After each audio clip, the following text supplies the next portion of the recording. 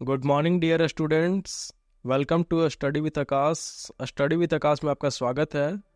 आज मैं आप लोगों के लिए एनसीईआरटी कक्षा 9 के हिंदी बुक क्षितिज के चैप्टर 16 का प्रश्न अभ्यास लेकर के आया हूं, जिसमें चैप्टर 16 का नेम है यमराज की दिशा, जो कि चंद्रकांत देवताले के द्वारा लिखी गई है। तो आइए बिना देर किए हम इसके प्रश्न अभ्यास को शुरू करते हैं, जिसमें पहला प्रश्न है, कवि को दक्षिण दिशा पहचानने में कभी मुश्किल क्यों नहीं हुई? इसका उत्तर होगा, कवि को बचपन से माँ ने यही सिखाया था कि दक्षिण दिशा की ओर यमराज का घर होता है, अतः उस ओर कभी अपने पैर करके नहीं सोना। उस तरफ पैर रखकर सोना यमराज को नाराज करने के समान है। माँ द्वारा मिली इस सीख के कारण कवि को दक्षिण दिशा पहचानने में कभी मुश्किल नहीं हुई। अब इसका दूसरा प्रश्न है, कवि ने ऐसा क्यों कहा कि दक्षिण को लांग लेना संभव नहीं था? इसका उत्तर होगा, दिशाओं का कोई और छोर नहीं होता। हम यह नहीं कह सकते कि इस निश्चित स्थान पर कोई दिशा समाप्त हो गई है।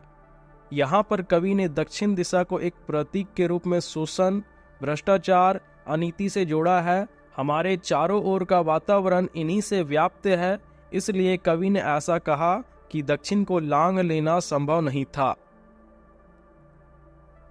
अब इसका तीसरा प्रश्न है, कवि के अनुसार आज हर दिशा दक्षिण दिशा क्यों हो गई है?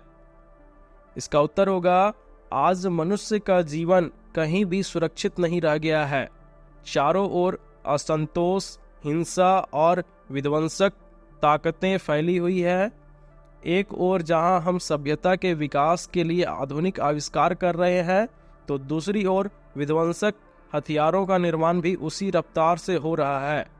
हिंसा और आतंक इतना फैल चुका है कि अब मौत की कोई एक दिशा नहीं है, बल्कि संसार के हर एक कोने में मौत अपना डेरा जमाए बैठी है।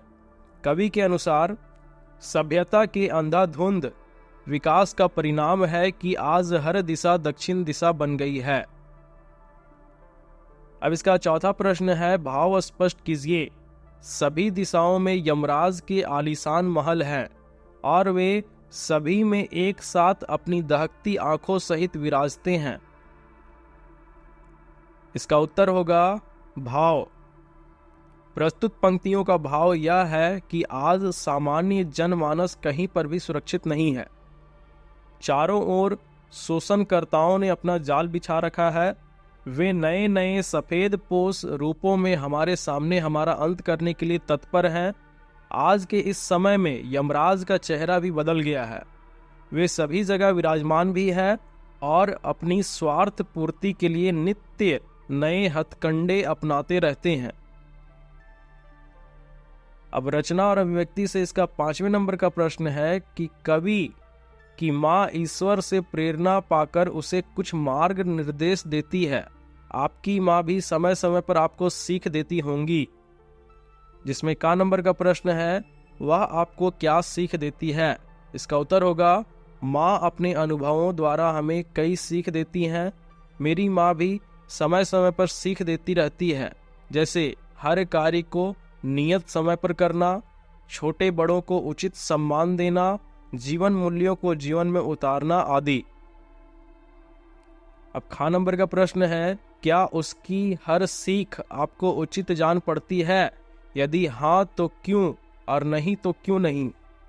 इसका उत्तर होगा, मुझे तो माँ की हर सीख उचित जान पड़ती है, क्योंकि माँ ने अपने जीवन के अनुभवों द्वारा जो कुछ सीखा है, उसी आधार पर वे हमें जीवन की सही राह पर चलना सिखाती है। वे चाहती है कि हम उनकी भूलों से सबक लेकर अपना जीवन सुधारें। अब इसका छठा और अंतिम प्रश्न है, कभी कभी उचित अनुचित के निर्णय के पीछे ईश्वर का भय दिखाना आवश्यक हो जाता है। इसके क्या कारण हो सकते हैं? इसका उत्तर होगा, कभी कभी उचित अनुचित निर्णय के पीछे ईश्वर का भय दिखाना आवश्यक हो जाता है, ताकि हमारी ईश्वर में आस्था बनी रहे, हम बुराइयों और अनैतिक कृत्यों से दूर रहें, मर्यादित जीवन जिएं। तो इस तरह से आपका यह चैप्टर कंप्लीट होता है। अगर आपको मेरी वीडियो अच्छी लगती है तो अपने दोस्तों के साथ शेयर करें, लाइक करें, कमेंट करें और अगर चैनल पे नए हैं तो चैनल को सब्सक्राइब करें। साथ ही बेल आइकॉन को प्रेस करना ना भूलें, क्योंकि मैं हमेशा आपके लिए इसी तरह से नई नई वीडियोस लाता रहता हूं। धन्यवाद।